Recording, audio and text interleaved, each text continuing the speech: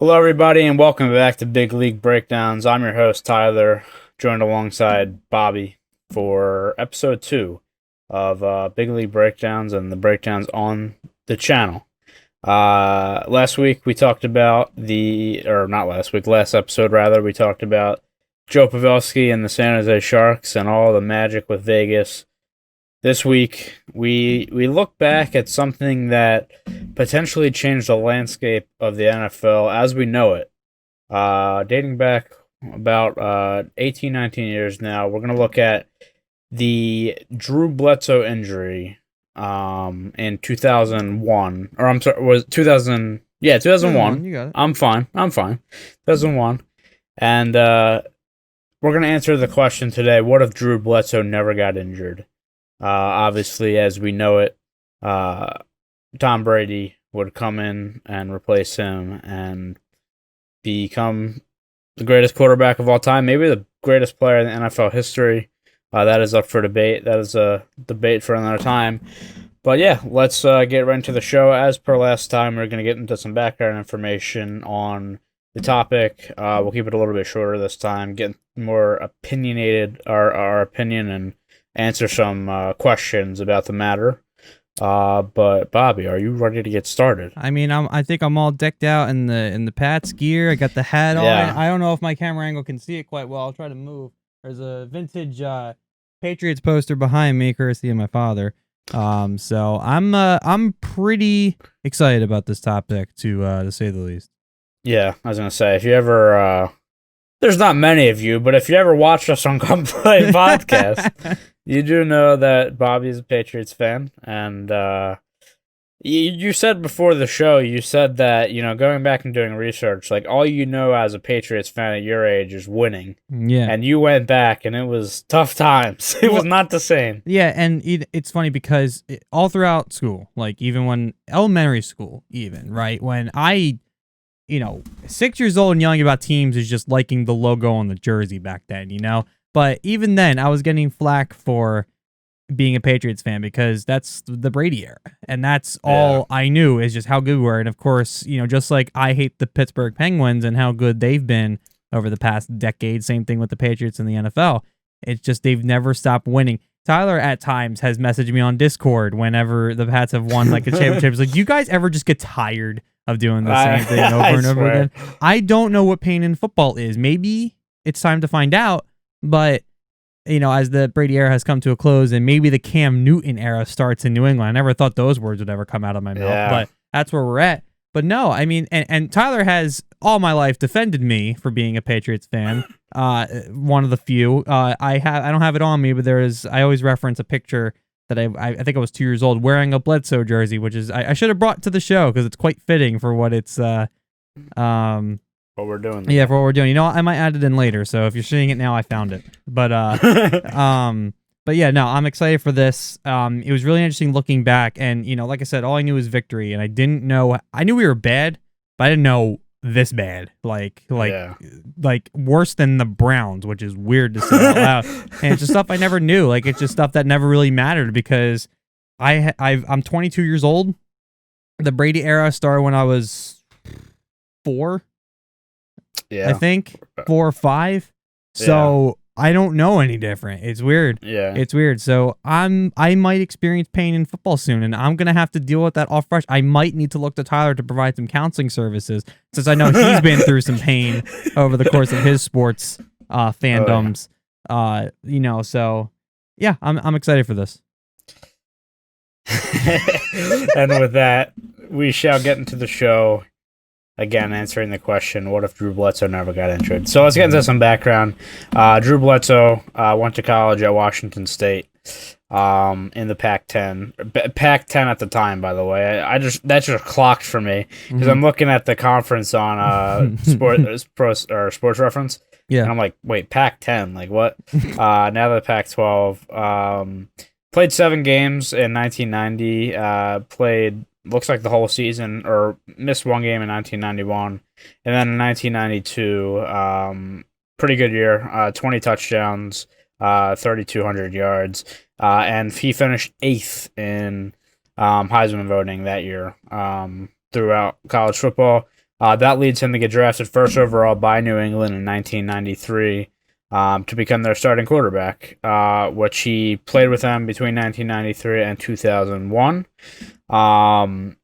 under a bunch of different coaches, but a lot of good ones, a lot of good coaches. Starting in 1993 to 1996, being coached by Bill Parcells, who was one of the best coaches of all time.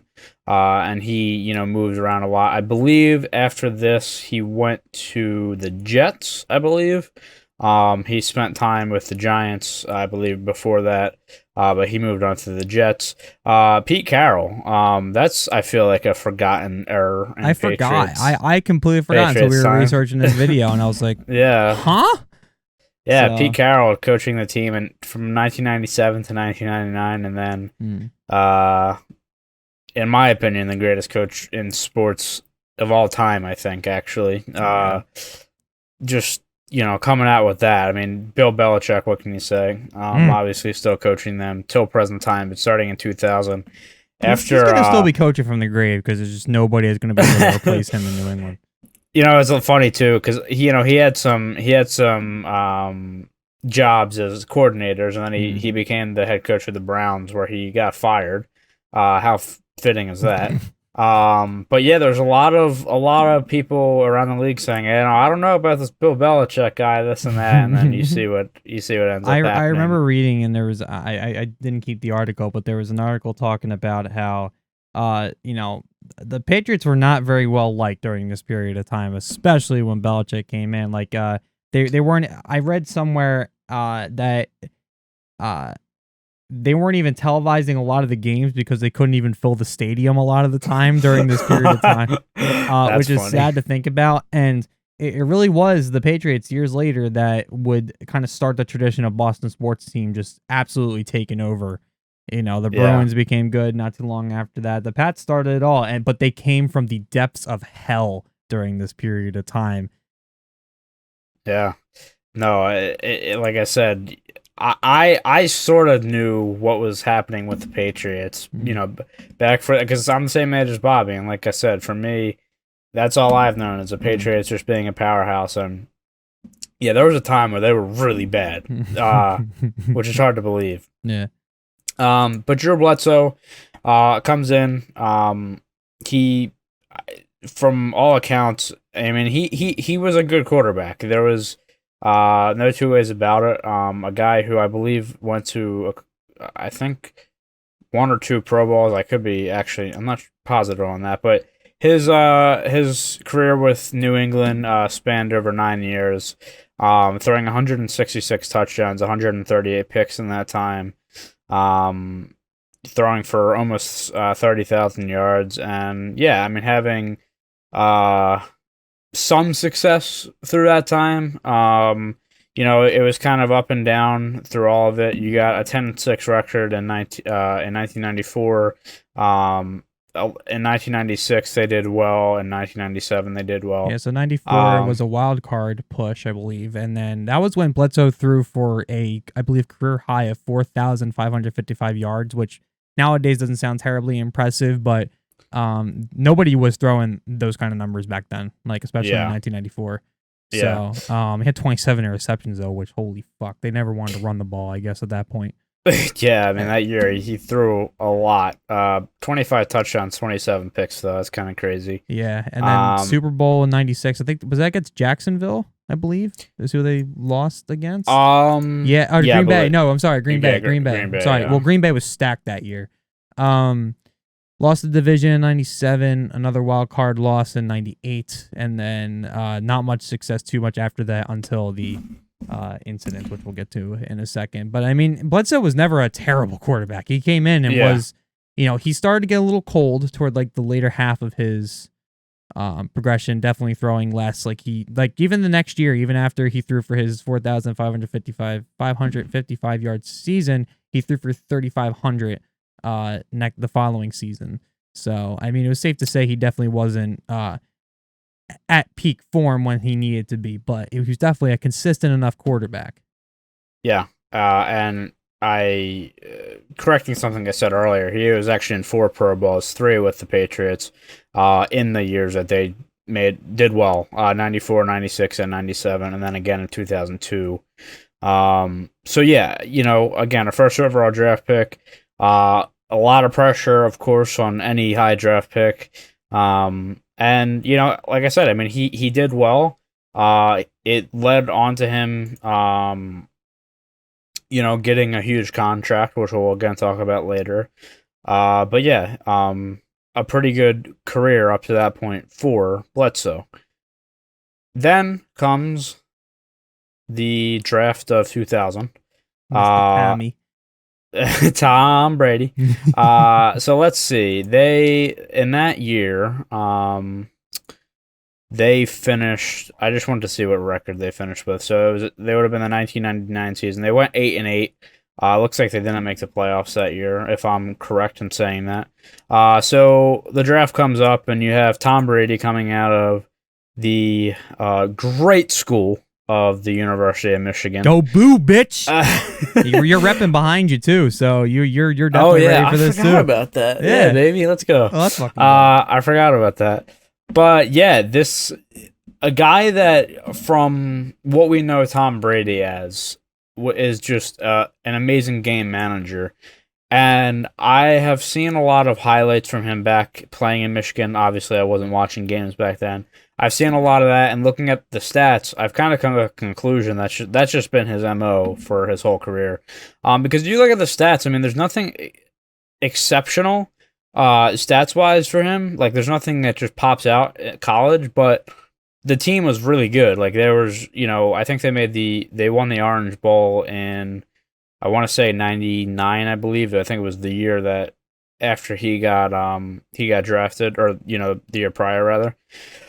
But yeah, I mean, in his senior year, with Michigan, played 11 games, 16 touchdowns, 6 interceptions, a little over 2,000 yards. I mean, nothing crazy, nothing that would have said this guy is going to be a primetime quarterback in the National Football League.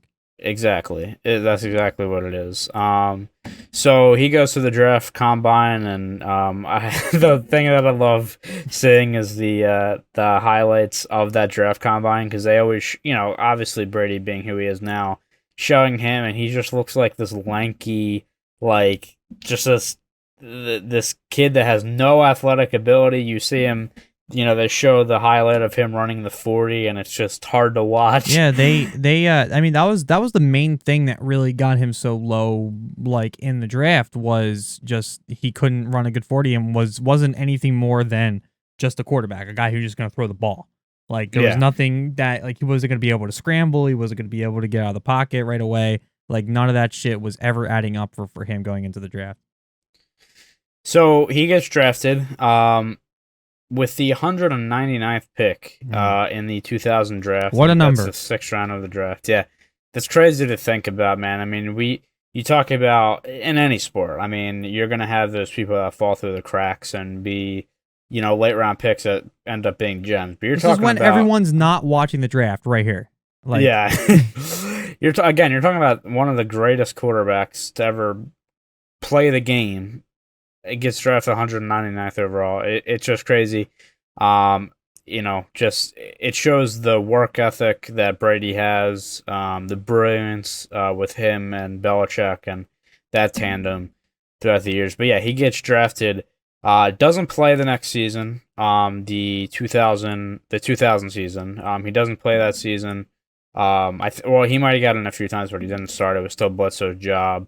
But a lot of things that I was reading was saying that he was sort of, in a sense, outperforming Bledsoe in practice and stuff like that, and in scrimmages. I mean, he looked like he was the next thing, for the Patriots.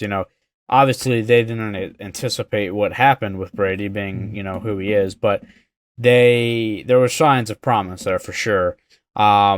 And then that transitions into the next year in the 2001 season, where there was a real chance that Brady was actually going to get the starting job going into that season.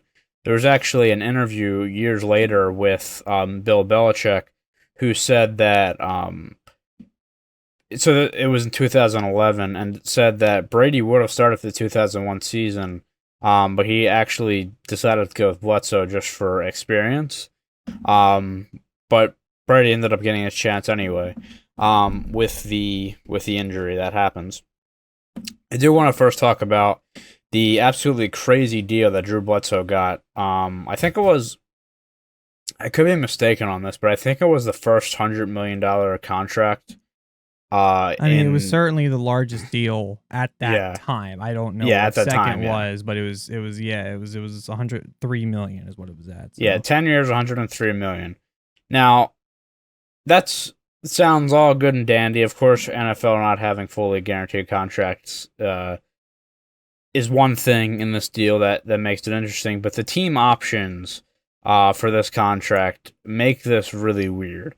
Essentially, Belichick, I'm assuming, structured this deal in a way that they could get out of the contract after the first year. Mm-hmm. So this is kind of the details of it. So, again, 10-year contract, $103 million. But so they would pay him $7.2 million. They would pay him a $7.2 million bonus to pick up the rest of the deal after the 2002 season. So basically, he had a 1-year contract essentially on what he was on, and then after that deal, after that year rather, they could say, okay, we're going to pick this up. It would cost them more, but he would continue to be the starter for them. Or they could move on from him if that was either cutting him or trading him, which they ended up doing. And then there was another option in 2004 with essentially the same thing. So obviously, again, they traded him out of that. After a week 2 injury against the New York Jets, this was September 23rd, 2001. It was in Foxborough. I think, Bobby, you are going to put this in post, or unless you're doing it now, I'm not even sure. But to show the video of the play, it's a really interesting one. Bledsoe rolls out to the right, and he's running with the ball. It's a third down play, and he kind of just like slows down during the hesitates. play. It's almost like he was going to give himself up, but didn't. Yeah, and maybe that was, okay, it's third down, we're down by 7, like, I need to make this first down kind of thing. Sure. Or, because in any other situation, you would think he would go out of bounds. Sure. He doesn't. He takes a hit and goes down. It was a hard hit by Mo Lewis, linebacker for the New York Jets. He goes down, remarkably comes back the next drive after you figure out what happened, what injury he actually had. So this was from Sports Illustrated that was detailing an article on this. But essentially, Bledsoe had suffered, and I'm not sure about this injury. This is actually the first time I've ever heard about this injury. So he suffered a hemothorax, and his abdomen was filling with blood. So this is Dr. Gill, who was the team doctor for the Patriots at this time. He said Drew could have died. He ended up having about 3 liters of blood in his chest. He had torn one of his blood vessels behind his rib that was then pumping blood into his chest. So scary injury, obviously. Like, if this doctor's saying that he could have died. And there was also in this article, it was interesting, they were saying that, Bledsoe was just really, really tough. Like, he never, even if he got injured, he wouldn't have acted the way he did. They said he was acting really weird. He was just in a lot of pain. They said he was usually laid back. He just was just he was just not right. And they were actually he was gonna just go home after the game. They said that his brother came into the locker room and said, let's get you out of here before the media starts coming and ask you questions, blah, blah, blah. And the doctor said, all right, hold on now. Like, let's check you out, make sure that everything's good. They ended up transporting to the hospital and get him fixed up. But yeah, scary injury. But this propels Tom Brady's error with the Patriots. He comes in, He ends up not winning the game, but he becomes a starter with Bledsoe getting injured. And has, I mean, again, nothing, excuse me, nothing insane. In terms of stats wise for him individually, I mean, he had 18 touchdowns, 12 picks, in the 15 games he ended up playing. But the big thing with that is they won the Super Bowl that year. He came in and just being the game manager he was, came in and did what he needed to do behind Belichick, and they win the Super Bowl against the Rams. How's it feel to get your ass beat twice, Rams? I can't even call you St. Louis. You're not even there anymore. We beat your ass twice.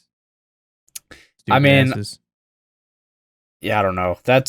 I'm still mad about that second Super Bowl. That was one of the worst Super Bowls I've ever watched in my whole life. The biggest buzzkill that whole Super Bowl was the fact that they didn't play Sweet Victory at halftime and they teased it. Yeah, no, honestly, that's the biggest loss for everybody. At the end of the day, I'm happy my Pats won. I was on that one's funny because I was on a film set for that one, helping out, and in between stuff, me and my buddy Nick would grab our phones and watch during all that. And then I remember when I had to leave, I left right at halftime, and I burst into my apartment at college. I'm like, same score, and had to watch all that. And obviously, nothing eventful happened except the win, obviously. But a win's a win. I'll take that ring.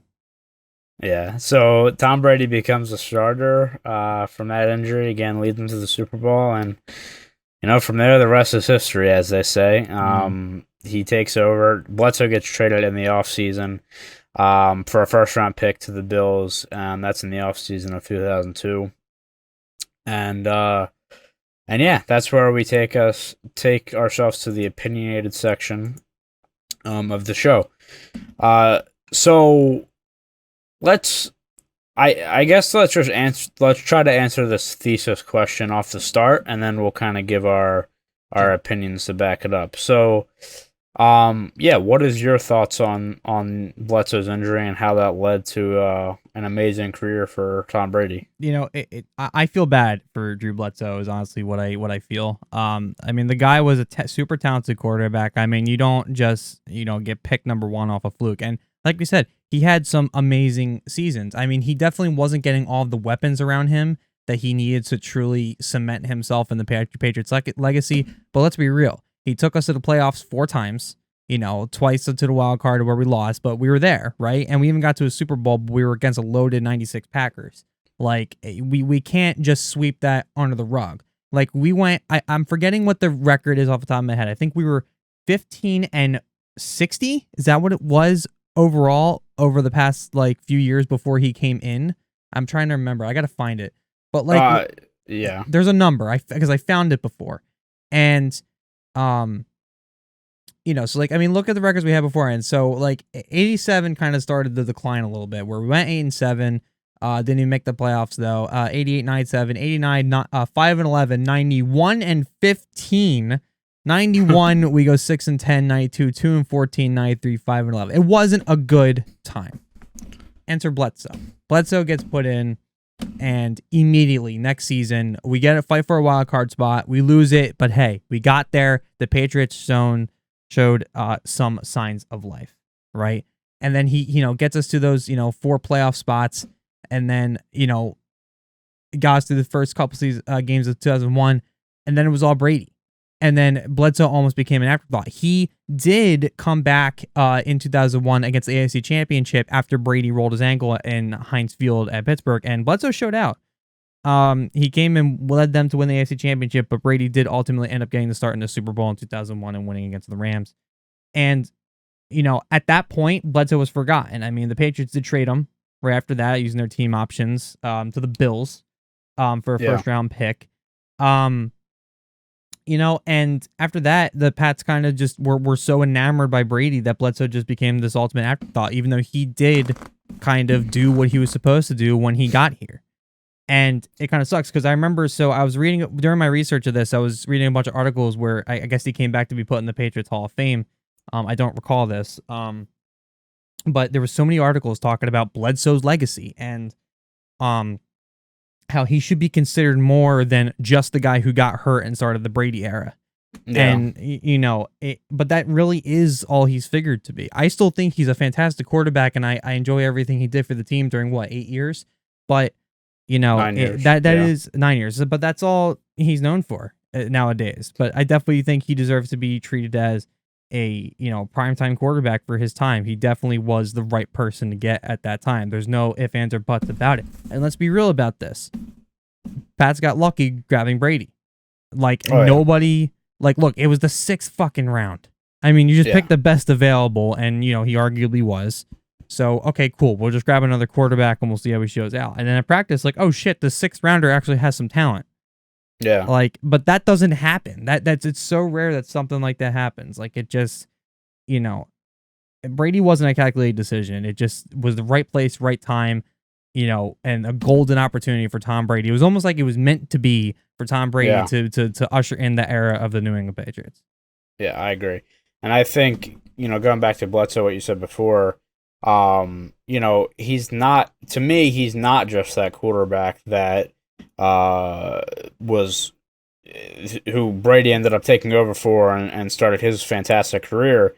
As you mentioned before, I mean, the Patriots were garbage. They were the worst team. They were legitimately the worst team in the league for a long time. Mm-hmm. He comes in and he, really changed. He really changed what New England football was, the Patriots football. I know it's talked about all the time, but maybe there was a culture change in there, and he started it. And we have this really good quarterback, this really young quarterback, coming out of college.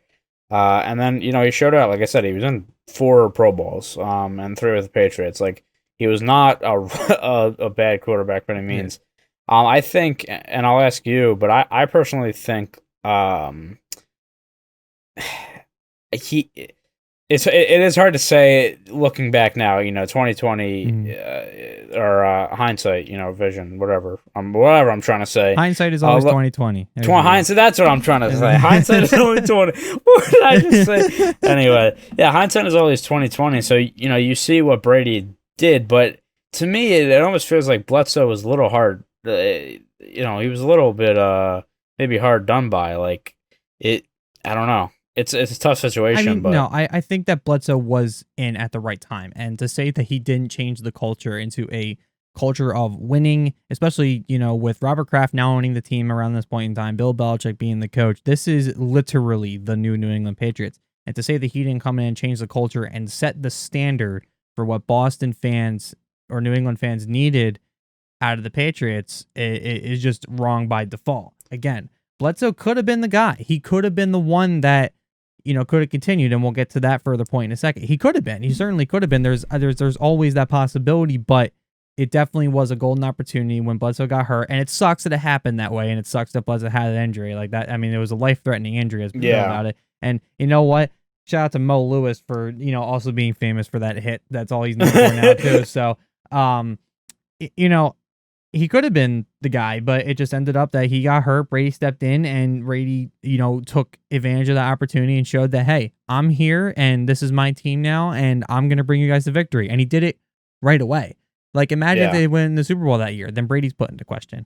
But he carried them all the way to the Super Bowl, and it's not even a question. But it started with Bledsoe. I mean, at that point, a guy comes in and wins a Super Bowl. You're not going to go back. No. But, you had a guy where he was your change for so long, and then he kind of he gets traded the offseason after, and it's tough. It's a tough situation. I don't know. It would kind of be interesting to see how he kind of feels about this all these years later, because, maybe he's like, okay, well, I wasn't going to play for the Patriots anyway. They were going to go with Brady, so I do go to the Bills.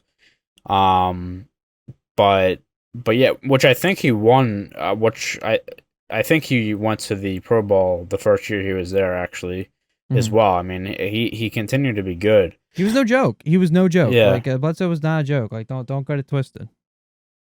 Yeah. But again, Brady being what he is. I mean, how many Super Bowls is it? What did he win with the Patriots? I don't. Six Super Bowls. 6 Super Bowls. Yeah. 8 appearances, 6 wins. I mean, that is just... Which is weird, too. Crazy, man. Yeah. 6 Super Bowls. And and just all he did with the Patriots through his time. I mean, it's absolutely insane. I mean, listen to the divisions. I mean, I know you can. It's yet to be seen because we know we have one of the worst divisions in football, or at least we did. But starting from 2001, division finish: first of 5, second of 4, first of 4, first of 4, first of 4, first of 4, second of 4, first of 4, first of 4, first of 4, first of 4, all the way up until 2019, this past season, finishing with the division every single time. Like, I mean, that is just such a big turn from where the Patriots were barely a decade before that.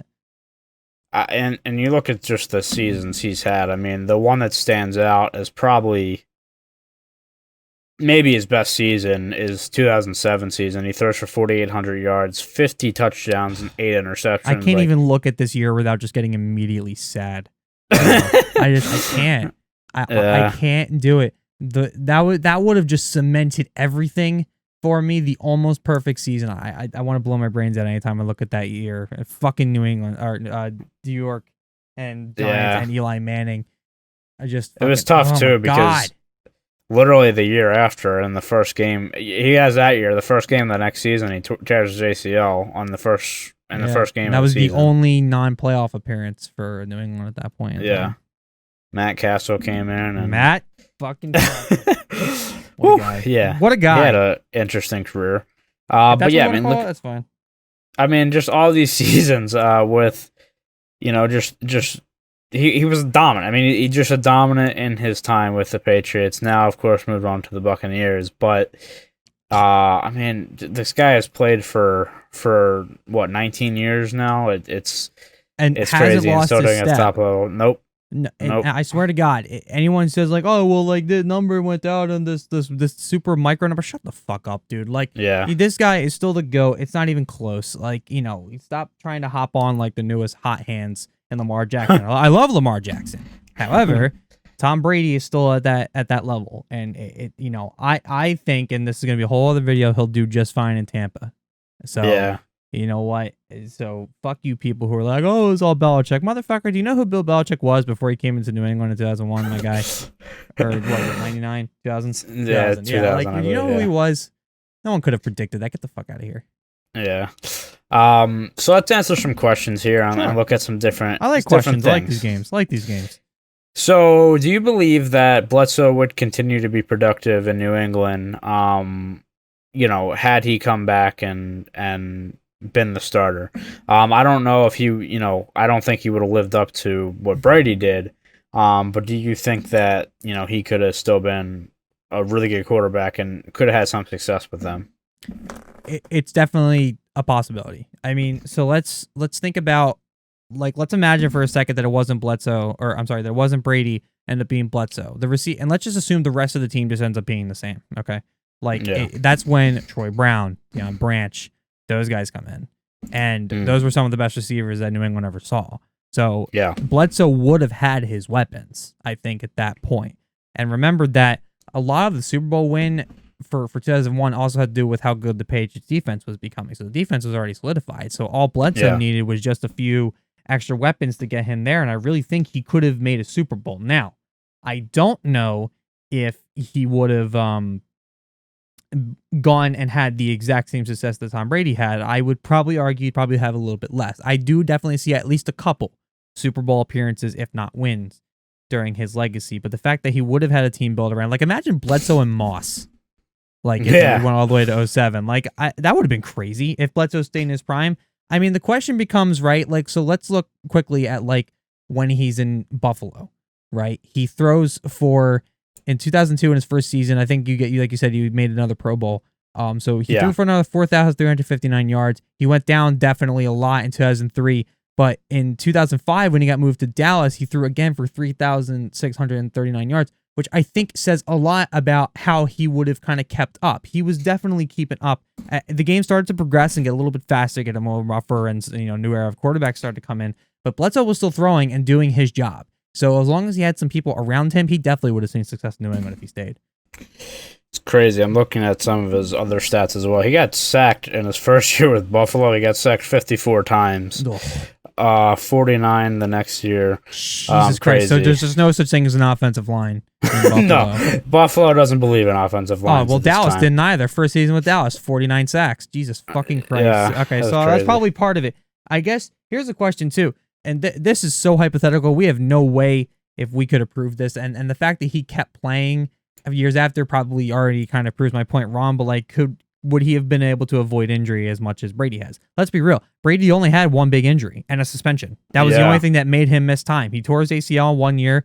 That was it. And then he got suspended. How many games was that? That stupid fucking 4 games. Yeah, I think it was fucking deflate gate that I still think was so handled so goddamn terribly, and people are just looking for anything to criticize that fucking organization about. But that was it. That was really the only time he really missed. So would Bledsoe have been as in every game as Brady was? Like, I don't think anybody else would have really gotten a look at that point in time. So it would have been the Bledsoe era for the foreseeable future. It's hard to know if he started to go downhill, if there would have been a trade made, or they were able to pick somebody up in the draft. That's so deep. There's no way to possibly predict that. Yeah. So I mean, I think it's the Bledsoe era for a long time. Maybe not up until 2019, but at least till 2010. Maybe a little bit less. I mean, I think that I think that you're right in saying that. I don't think maybe he doesn't have the success that Brady does. Because maybe there's a lot of things. Obviously, Brady was just great in himself, but I don't know. Maybe there's a little bit of he maybe gelled better with Belichick, or maybe he just gelled better with people around him. Along with what he was doing on the field. But yeah, I just think, maybe he doesn't have as much success, but I think Bledsoe definitely could have had success. He was nearing, he was probably, when he got traded, he was probably in his prime, you would say, at least in terms of, let me say, in terms of what they look at now, in terms of like age-wise. Age-wise, he was in his prime at that point. Sure. So, I think, he still could have definitely been productive, but you can't blame the Patriots, obviously, for trading him, not picking up that bonus, which Buffalo ended up taking on for him to become their starting quarterback. But you can't blame him. I mean, you got a guy who comes in and wins a Super Bowl. He's young. He looks like he's going to be the next big thing. And that's what ended up happening. I mean, the only comparison we have for this modern day is the whole Nick Foles Carson Wentz situation in Philadelphia, where Nick Foles comes to win the Super Bowl, but everybody knows he's going to be benched the next year. I mean, it was going to be Carson Wentz as soon as he came back from his ACL tear. So it's a tough call, but you can't blame Belichick or the Patriots organization for making that call. It was like the perfect. Everything was lined up for him. It's like, okay, we can exercise our team option with Bledsoe now, and we have this kid who just brought us to Super Bowl. This is an easy decision for anybody. The stupidest of general managers could have made that call. I mean, it was just set for them at that point. All they needed to do was get the price up, which first round pick, not bad, with Bledsoe still in his prime. Perfect. Grab it. Anybody would have died for him, and Buffalo decided to do it. So, yeah, and it just speaks to the genius of the Patriots. And excuse me, I'm sure Belichick had something to do with it, where they do have that option after 1 year that they can essentially, sort of get rid of him, because they knew that Brady may be our next quarterback next year. Because as I said before, I mean, they had high hopes for him. Yep. And it just, again, it speaks to the absolute genius of the Patriots organization. With it at the time. So we can get some more hypotheticals here. If Bledsoe never did get injured. This is just a fun game to play, of course. But I have some more questions for you. Again, some hypotheticals here. So Bledsoe never gets injured. He continues to play well, and Brady's kind of he never gets his chance. Do you ever see Tom Brady getting traded at this point after, again, if Bledsoe never got injured? Oh, I mean, you have to. I feel like if you're not going to start him, because I mean, like you mentioned before, apparently, and Bill Belichick had said in a 2011 interview that there was apparently a look at Brady in 2001 because he was working damn well in practice, especially up against Bledsoe. So you got to think, if you're convinced that Bledsoe's your guy, because they did end up starting him, right? And there's no evidence that seems to prove that, they would have ever went away from him. I mean, it's hard to say how he would have done in 2001 after his injury, if he kind of came back and played, or if he didn't get hurt at all. It's hard to say, but you kind of believe he would have been right on par for how he was the rest of his career before that. I mean, like I said, the previous year he threw for 3,291 yards, which is definitely a low for him, but it definitely is, again, just doing his job, and they're just starting to get the weapons around him and do his thing, right? But you got to believe that. And so in 2002, when he got traded to Buffalo, he threw again for 4,359 yards. So he would have been, good. And you got to think, okay, I have this kid who was a 6th round pick, but people at this point got to know that, or hearing some buzz that the Patriots liked him in practice. So you know what? Somebody's got to be looking for a starter quarterback. Brady could probably be a starter quarterback for somebody. Let's get a couple of 1st round picks out of him. You know what I mean? Or or at least something, right? I think he definitely could do it. Who it could have been to, don't know. Who needed a starter quarterback in 2001? I'm not totally sure. But I mean, look, if it's anything like the NFL today, there's always a team that is looking. There's never a team that's never looking for an upgraded quarterback. I feel like, obviously you have teams that have cemented quarterbacks, and maybe for half the league that's the case, but I feel like there's always like 5, 6, 7 teams every year that maybe have a guy who's unproven, maybe have a guy who's on his way out. You look at the Chargers this year before they drafted Herbert. Having Tyrod Taylor, a guy who was fine in Buffalo, but I mean he's at the tail end, not the tail end of his career, but he's getting older. You have a situation like that. I mean, I'm sure there's a team out there and at this time that had the same situation. Yeah, and I shouldn't have said 1st round pick, by the way. It's definitely some Brady bias coming. You would have gotten at least a good draft pick out of him, maybe at least a 3rd. But, I think he definitely could have been a trade commodity. Why wouldn't he? I mean, again, we know how smart the Patriots organization is. They know what they got, and they know what they might be able to get for him. So why not test the market with him and see where he is? He can definitely show out of practice. I don't think they would ever let him walk. No way. I refuse to believe that would be the case.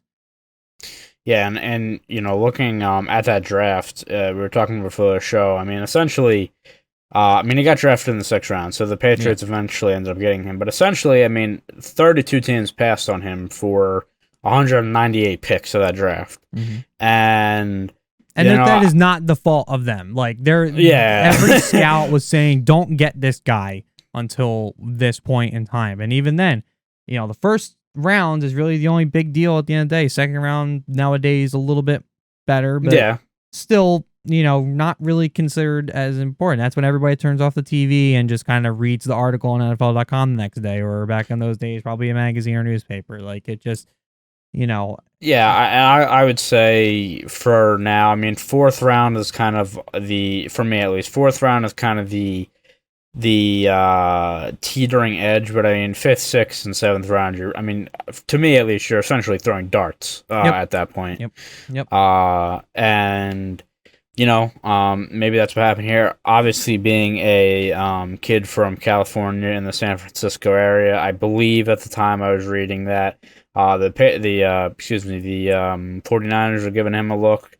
Obviously, as probably more of as a backup who could become something at some point, which that would have been that's an interesting story in itself, obviously, knowing now with Jimmy G going to San Fran. The Patriots run this whole fucking league.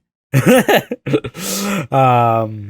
yeah, look, if Drew Bledsoe never gets injured, Tom Brady could just be another one of those quarterbacks that doesn't get Tom Brady at cornerback. That's a funny thought. Imagine the least athletic guy and put him at corner. Does he just not get a chance to shine somewhere? That's I feel like a lot of sports obviously is hard work and athleticism and this and that, but for a lot of people it's just getting a chance. Some people never get a chance. That is sports in a nutshell, because you have all these people wanting to be wanting positions, and there's limited positions. It's just how sports work. But yeah, it could have been that situation, right? Like there's a lot of guys that I think have been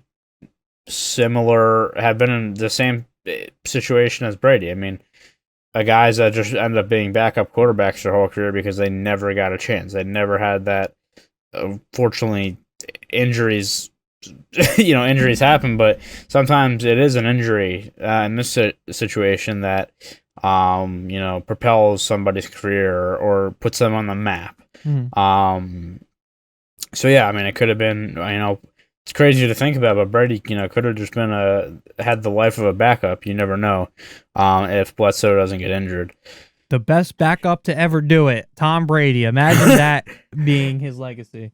Yeah, I mean, again, just it's all about getting a chance. And you mentioned this a little bit earlier, and I think this is a whole conversation in itself, so we won't get into it too much. But do we think Bill Belichick is? I'm not saying all the reason, but do we think Bill Belichick is a huge reason that Tom Brady becomes as successful as he is? Christ,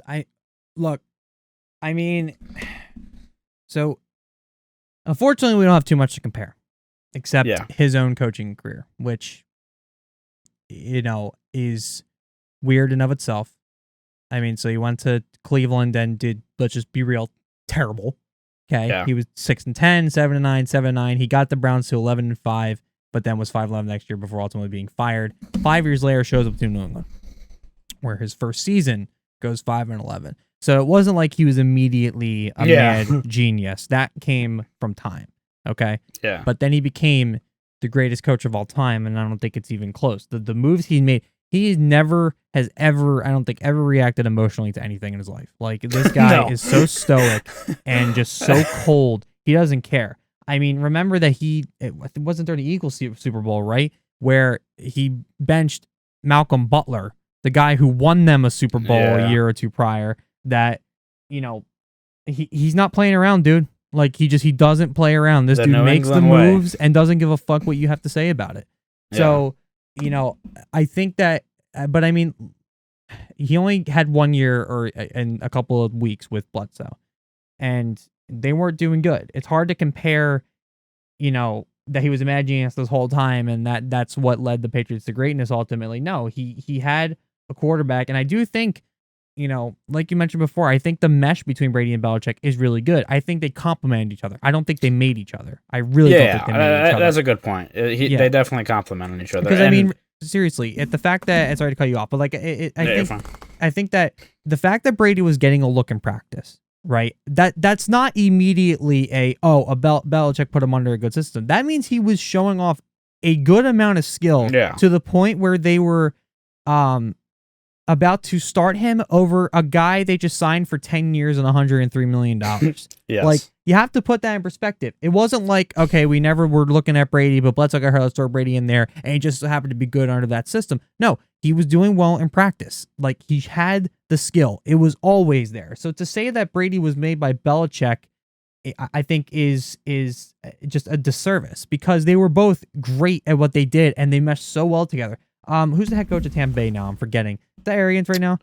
Yeah, Bruce Arians. Yeah, Bruce Arians. So yeah, he I saw an article that said that he loved having Tom Brady on the team because he's like a second coach. So the guy knows the game. The guy, that's something that they get around for, is that the main thing Brady's known for, how good he is in the pocket, his stupid accurate throws in the pocket, and just how intelligent he is as a football player. This guy knows the game and could be a coach one day. You never know. I could say, oh my God, I could say. Yeah, I mean, seriously. And, I think they were both just at the right place, right time, complementing each other so well. The system worked for both of them, and that's ultimately what led them to greatness. But to say that each of them made each other, I think is just a terrible disservice and disrespect. And honestly, 90% of the time, it's coming from somebody who hates the Pats. So it's really hard to not. And I know that's coming from a guy who loves the Patriots. I understand that, but I really do think that the numbers you look at and the ways that this happened really points to the fact that these guys were just good together, but they could have been great separately as well. Yeah, and I think we've seen that kind of at the end of their time, there was a lot of obviously turmoil. It was a battle of egos. It was a battle of egos. And the media maybe stretch the truth a little bit. Yeah. We'll never know. And fuck everything about the whole Robert Kraft thing with all three of them. That was such bullshit. Yeah. ESPN, you got to be ashamed of yourself for that. And won a Super Bowl after that, so fuck you. But yeah, I mean, there was obviously a lot of that at the end. But I mean, yeah, I mean, they complemented. I like that how you said that they complemented each other just so well, and they worked together. And look, I mean, they've had some really. I mean, they built some really good teams around Brady and maybe that's something else that Bledsoe maybe didn't have. I mean, some of the defenses that the Patriots have. I mean, you mentioned some of the names earlier. I mean, just names I'm thinking of. I mentioned Randy Moss coming in later. Teddy Bruschi. Yeah, my boy Teddy. Rob Ninkovich, all these Deion Branch guys was still there right up until that point. I mean, the weapons started to come. There were some good teams. Richard Seymour. I mean, Jesus Christ. Yeah, I mean, there was some really good teams there. I mean, they as I mentioned before, I mean, the Patriots do things that in a way that other teams just don't sometimes, and that's led them to the success they've had. But yeah, I agree with you. I don't think that Bill Belichick is the reason that Tom Brady is Tom Brady. I really don't think that. I really don't think that. And you know what? And honestly, what's going to help prove this is going to be, like I said earlier, I think Brady's going to be just fine in Tampa Bay. I mean, Belichick, I think, remains to be seen. I do think he's a great coach, but, his weapons are questionable. I mean, the Patriots have had questionable people on the team for a while now. This isn't anything new. But I definitely think Belichick will be able to manage and at least be able to compete. And I think Cam Newton, under a no bullshit system from Bill Belichick, is definitely going to get him back on track. Yeah, that's interesting. They got Stidham in the back. Look, I loved Cam Newton for I can attest to this because he watched the Super Bowl against Denver with me, and because he's a Denver fan, and I loved Cam Newton. Absolutely adored his game. Lost all respect for him during a Super Bowl when he's up to pick up the fucking fumble. Go to the ground, doofus. I lost all respect at that very moment. At that point, it was literally that moment. It was that moment. I was I was so mad. And I wanted to see, Denver win one, but I was so hot on Cam Newton at that point in time. I really wanted to see something cool, something amazing, something different. Yeah. And I had a little bit of rivalry with Peyton Manning, obviously, but that's neither here nor there. I was happy to see my buddy here get a Super Bowl under his belt at that point in time. But nice, yes. At that point, never really cared for Cam Newton. I know he fell off. I know he had some injuries and everything like that. But you know what? As soon as they said that he was a free agent, I'm like, you know what? I wouldn't mind him with New England. Give him a shot. Let's see. Because here's the thing. I still think he's a skilled enough guy. I still think he knows the game of football and he's going to be able to bring something. And he's going to, I think, at the very least, start to adapt the Patriots into the new game of football. Because let's be real, they haven't been playing the new game, which is apparently just get a quarterback who can run. And, for a while, because it's been Tom Brady, the guy who ran the awkward 40. So, Cam Newton was kind of in the kind of gold rush of those types of quarterbacks. So you might as well just, here's a guy Belichick can work with to start to develop that system, and then maybe they grab somebody else, or maybe Stidham is that guy. I don't know. Let's see. I'm happy he's with the Pats, and I definitely think he'll be able to compete. That's at least what I'm hoping for. And I definitely think Tom Brady is going to be just fine in Tampa. They are so excited down there. Bruce Arians already loves him. He's got Gronk back, not for nothing. So, why the hell not? I hate Gronk right now more than I hate seeing Brady leave, but Gronk is just a stellar tight end. I just couldn't believe that was his decision. That offense is crazy. But I mean, you had the Bledsoe era, the Brady era. Why not the Newton era for the Patriots? Why not? Truly cement his legacy. He was a good quarterback. I don't think we'll ever see prime Cam again, but I think he'll definitely be solid for us. I really do. It's going to be interesting. Your dad said something years ago that for some reason stuck with me. We were talking about comparing the greatest quarterback of all time, and obviously it's kind of always been between Manning and Brady. And he had said that one of the things I guess one of the points if you're arguing Manning is Manning has had many different coaches. Brady always had Belichick, always, and Manning always had a couple of different coaches. So it's going to be interesting, and maybe it's a little hard to gauge. The guy's going to be 43, I believe, and I don't know when his birthday is. I feel like it's soon, but I could be wrong with that. He is. If you just give me a hot second, I can grab him. Yeah, but yeah, it's going to be interesting to see, you know, what happens in Tampa. You know, again, that can be a discussion for a later time, but I did want to add that in the discussion, and with Belichick, you know, being the reason. I mean, Brady you know, always said 45. I mean, he's 43 now. His birthday's in August, so he literally just turned 43. Yeah, I was gonna say, I thought it was in August. Yeah. So, you know, and he's what's his deal? Was he signed 5 years? No, it was 3. No, right? I don't remember what the deal was, honestly. God damn it! Maybe I should know this. Let me find it real quick.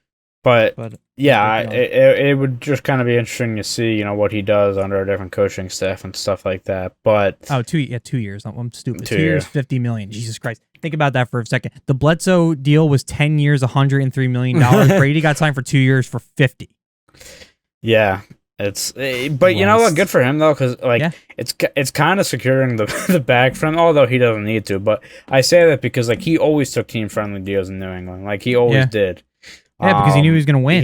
He was severely underpaid there for sure, but he did it because he wanted to win. And you know what? That's $50 million guaranteed and no trade clause. Obviously, I mean, fucking who the hell you could trade Tom Brady? Yeah. All right, and just to conclude the show, going over our main points again, answering the question, what if Drew Bledsoe never got injured, which is just crazy to think about, again, with the career that Tom Brady ended up having. Yeah, I think we both believe that Drew Bledsoe, if he doesn't get hurt, stays in there, and he he remains a really good quarterback for them. I think we both think that he probably doesn't have the success as Brady does. I mean, 6 Super Bowl wins, 8 appearances, and a few MVPs, I believe. Yeah, I don't know how many MVPs actually. I know there is a few in there. But all the success he's had, yeah, it probably doesn't happen, but I think he still continues to have a good career in New England. You know, does Brady go somewhere else? I think it would definitely be a possibility, that definitely happening, probably through a trade, as Bobby mentioned, to a team in need, and maybe he has a career like that somewhere else. But yeah, I mean, the team in need, yes. Trust me, the Broncos have definitely been a team in need for a quarterback. So I can say that saying. But anyway, yeah, that is basically it for the show. I think that that this is a little bit shorter than our last one, a little bit more condensed. So hopefully it was a little bit better. It was definitely, we got to the more opinionated stuff and expressing ourselves, which hopefully you guys like that. But yeah, there's more opinions needed in sports, man. There's too many of these corporate fucks being in here spouting their shit. You know, you might as well get 2 idiots in their basements talking about sports. Might as well have that happen. But yeah, if you like the show, please leave it a like. We are currently on YouTube right now with plans to go to audio versions, but that'll be decided at a later point. I'm working on we are working on that. Horses. We are working on that right now. But yeah, if you like the video, please like the video. Be sure to subscribe if you like the content. We will be continuing making these breakdowns, hypothetical situations, all of that. You know, over the next as long as we're doing this, really. It's been fun so far through the first 2 episodes, that's for sure, as we're recording them. If you'd like to contact us, we're on Twitter at BL_breakdowns and Facebook and Instagram at Big League Breakdowns. But yeah, that is essentially it right now. I don't think there's anything else to add. Nope. But yeah, we thank you for watching, and we'll see you next time for episode 3 of Big League Breakdowns. See you later. Later.